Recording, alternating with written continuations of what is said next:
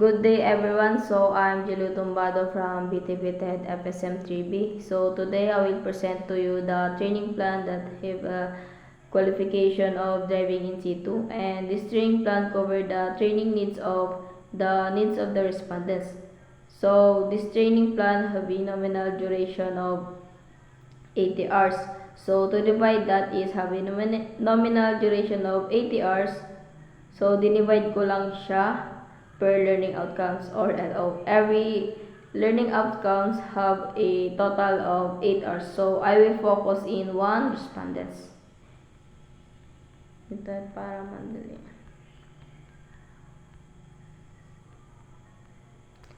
So trainees training requirements. Meron lang siyang isang module title which is yung carry out minor vehicle maintenance and servicing.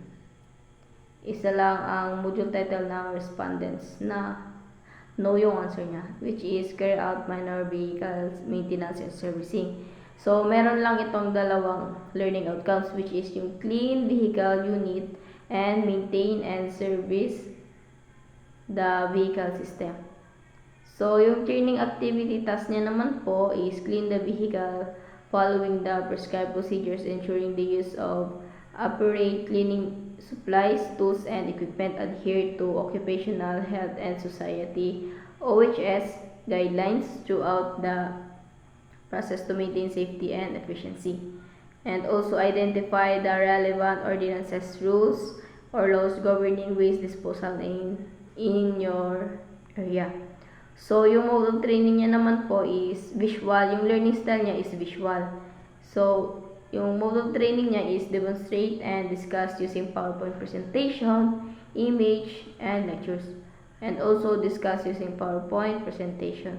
So, sa driving in city po is ito po ay nakafocus sa more on practical training system. So, yung staff niya naman po is Rene Inocencio, the manager. Chris Salvador is the assistant manager. So, yung facilities, tools, and equipment niya naman po is vacuum cleaner, steam cleaner, mop and basket, pail, polisher, broom, hose, pressure washer. And yung venue niya naman po is LTO is Avenue, Quezon City. Yung assessment method niya naman is observation or demonstration of skills, interview, written or oral test, the assessment of underpinning knowledge. So, yung date and time niya naman is October 2, 2024, 8 to 12 p.m. which is ito ay 8 hours. At pinaghati ko dito sa maintain and service the vehicle system. So, dito naman po sa maintain and service vehicle system, yung training activity niya or task po is perform minor routine checks on the vehicle according to the manufacturer's manual. And also perform a minor routine repair or servicing task following the guidelines in the manufacturer's manual.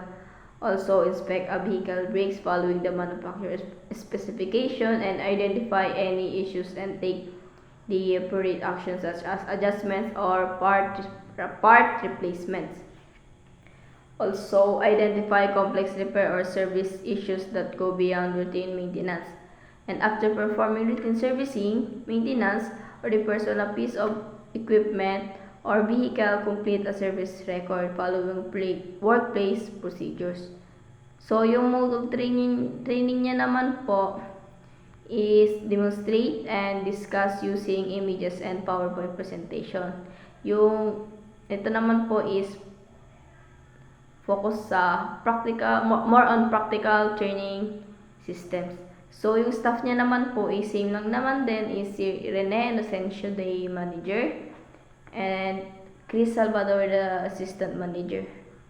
So, yung facilities, tools, and equipment niya naman po is same din, vacuum cleaner, steam cleaner, mop and basket, pail, polisher, broom, house, pressure washer. So, yung venue naman po is same din, LTO is Avenue, Quezon City. So, the assessment method niya naman po, same din, is observation or demonstration of skills, interview, written, or oral test for the assessment of underpinning knowledge. And yung date and time niya naman po is October 10, 2024, 8 to 12 p.m. Ito po ay pinaghati ko lamang dun sa nominal duration kaya 3-4 hours sila.